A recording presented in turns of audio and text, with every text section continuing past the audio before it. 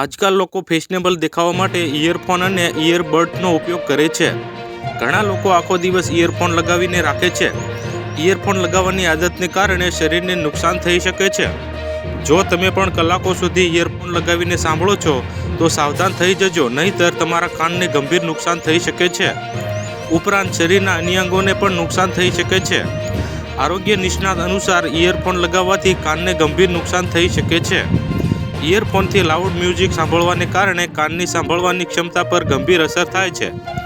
કાનની સાંભળવાની ક્ષમતા 40-50 ડેસિબલ સુધી ઘટી જાય છે।